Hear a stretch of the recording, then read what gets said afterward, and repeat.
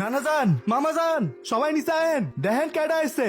কত বড় ফাউল, ওখানে দাঁড়িয়ে ও চিৎকার চেঁচামেচি করছে। কি ব্যাপারটা কি? তুই ষাঁড়ের মতো চিল্লাচ্ছিস কেন বাড়ির সামনে দাঁড়িয়ে? কি হলো, তুমি এখনো যাও নাই? তোমাকে না বললাম ভেতরে যাও। আমি বাইকটা পার্ক করে। আসসালামু আলাইকুম। আপনি নিশ্চয়ই মামা, আপনার ব্যাপারে অনেক কিছু বলেছেন।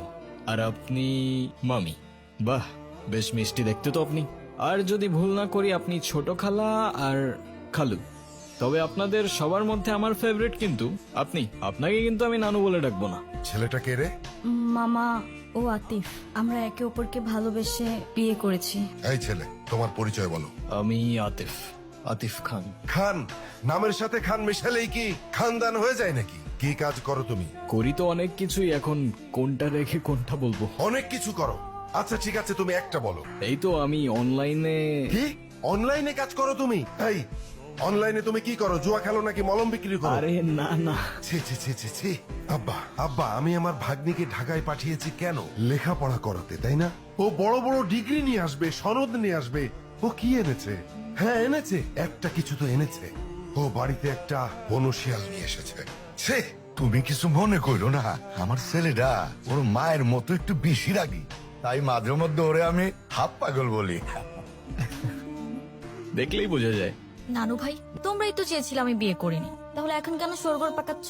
হ্যাঁ, আমি তোমাদের পছন্দ মতো বিয়ে করিনি, তাই বলে আমার জামাইকে এইভাবে অপমান করবে? এটা কিন্তু একদম ঠিক হচ্ছে না নানু ভাই।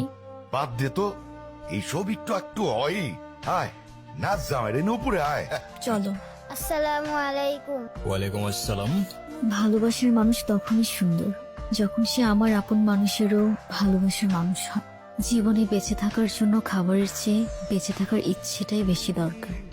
আর যদি সে বেঁচে থাকার ইচ্ছেটা কোনো এক মানুষের জন্য হয়ে ওঠে, তাহলে জীবনে ঠিক তাকেই রাখতে হয় যে সত্যিই থাকতে চায়। আরে কি করছেন আপনি? মাথা ঠিক আছে আপনার? পাগল নাকি আপনি? মরতে যাচ্ছিলেন কি জন্য? নাও, একে তো এত বড় একটা বোকামি করতে যাচ্ছিলেন, তার উপরে ড্যাব ড্যাব করে তাকিয়ে আছেন। ভ্যাম্পায়ার নাকি আমি? ডোন্ট ওয়ারি, রক্ত খাবো না আপনার। এক সেকেন্ড, একটু পানি খেয়ে নিই। Thank you. তবে এতটুকু জ্ঞান তো দিতেই পারি যে আপনার কষ্ট যতদিন আপনার ভেতরে চেপে রাখবেন না, সেটা বিষ হয়ে ভেতর থেকে আপনাকেই খেয়ে ফেলবে। এখন বলুন, এই বোকামিটা কেন করতে যাচ্ছিলেন? ডোন্ট ওয়ারি, আমি কাউকে বলবো না। আর বলার মতো তেমন কেউ নেইও আমার, না পরিবার না বন্ধু, শুধু আমি, আমার ক্যামেরা আর আমার ওয়াটার বটল। কি ভাবছেন আমাকে বললে আপনার লাভ ছাড়া ক্ষতি নেই? আর এমনও তো হতে পারে যে আপনার প্রবলেম শুনে আমি আপনাকে কোনোভাবে সাহায্য করতে পারি, রাইট? আমি প্রেগনেন্ট, ভালোবেসেছিলাম, বিশ্বাস করেছিলাম, কিন্তু ভাবিনি সে ভালোবাসা এইভাবে শাস্তি হয়ে ফিরে আসবে। আমি তালুকদার পরিবারের মেয়ে। আমাদের পরিবারের সমাজের নিয়ম না মেনে কিছু করে ফেলা মানে সবার কাছে একটা লজ্জা হয়ে যাওয়া।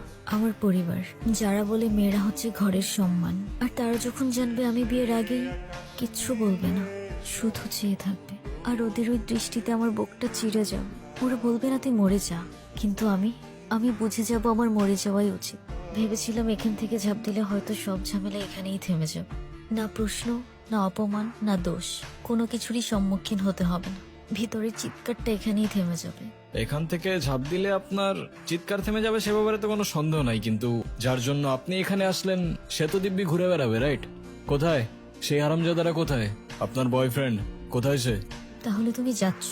আমি এই সুযোগটা কোনোভাবে হাতছাড়া করতে চাচ্ছি না।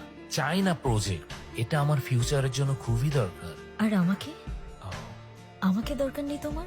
তুমি কি একটাবারও ভেবেছো তুমি চলে গেলে এরপর কি হবে? আচ্ছা, তুমি জানো যে আমি তোমার জন্য কি ভাবি না ভাবি, কিন্তু আমি যদি এখন বিয়ে ঠিয়ে করি তাহলে আমার সব গুলিয়ে যাবে। তার মানে আমি সব গুলিয়ে দিচ্ছি? তুমি কেন বুঝতে চাচ্ছ না? আমি যদি 6টা মাস সবকিছু ভালোভাবে হ্যান্ডেল করি তাহলে আমরা একটা স্টেবল লাইফ পাবো। আমরা? তুমি তোমার লাইফটা গুছাচ্ছ, সেখানে আমি কোথাও নেই।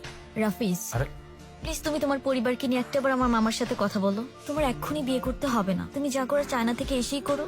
আমার মামা, নানু ভাই সবাই রীতিমতো পাগল হয়ে যাচ্ছে বিয়ের জন্য। আমাকে শুধু 7 দিন সময় দিয়েছে, আমি আর পারছি না রাফিজ। তুমি কেন বুঝতেছো না? সারাক্ষণ শুধু কান্নাকাটি করবা আর নিজেরটাই ভাববা। একটু আমারটা ভাবতে শিখো। ব্যাটারি। যদিও আমি এর বিপক্ষে, কিন্তু আপনি চাইলে তো।